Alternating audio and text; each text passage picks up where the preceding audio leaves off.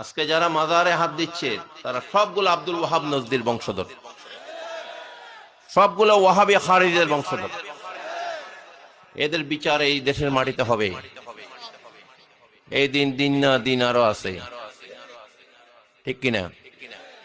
সুতরাং মনে করেন না এই দেশকে আপনারা সিরিয়া বানাই ফেলবেন, ইসরায়েলিদের হাতে তুলে দিবেন। আপনারা ওই সব উগ্রবাদীদের একটাই উদ্দেশ্য।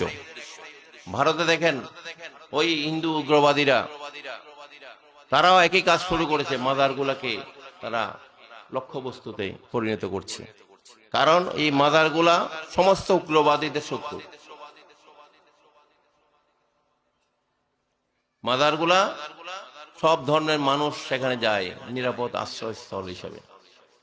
এটা হেদায়েতের উৎস। আল্লাহ পাক এই স্টেশনগুলো করে দিয়েছে, সুবহানাল্লাহ বলেন। এটা ওই দেশে যেগুলো উগ্রবাদী হিন্দু তারা সেটা পছন্দ করে না। হিন্দু হয়ে কেন মুসলমানের কাছে যাবে? কেন মানুষ দিন দিন মুসলমান হয়ে যাচ্ছে সেখানে কি? এটা হচ্ছে ওই উগ্রবাদীদের কি চিন্তাধারা।